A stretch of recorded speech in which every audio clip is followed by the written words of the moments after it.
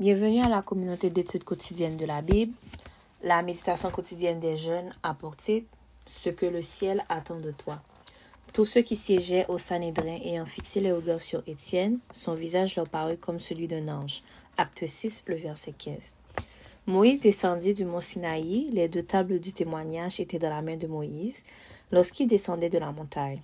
Moïse ne savait pas que la peau de son visage rayonnait à la suite de son entretien avec l'Éternel.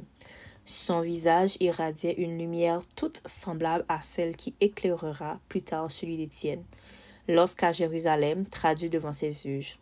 Son visage leur parut comme celui d'un ange. La gloire de Moïse et celle qui se reflétait sur le visage d'Étienne provenaient toutes deux d'une proximité avec la gloire de Dieu. Étienne n'avait pas marché avec Dieu pendant 300 ans comme Enoch. Il n'avait pas passé 40 ans dans le désert en étroite communion avec le Seigneur comme Moïse.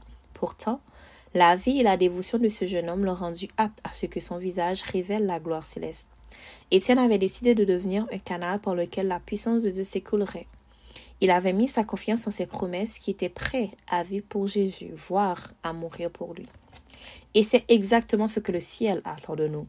Nous ne pouvons peut-être pas ouvrir la mer Rouge ou marcher sur l'eau, faire tomber le feu du ciel ou accomplir quelques grands miracles, mais nous pouvons remettre notre vie entre les mains de Dieu chaque jour. Ce qui est vraiment important pour lui, ce ne sont pas les grandes actions que nous accomplissons de temps en temps, mais les cœurs disposés à lui obéir tous les jours.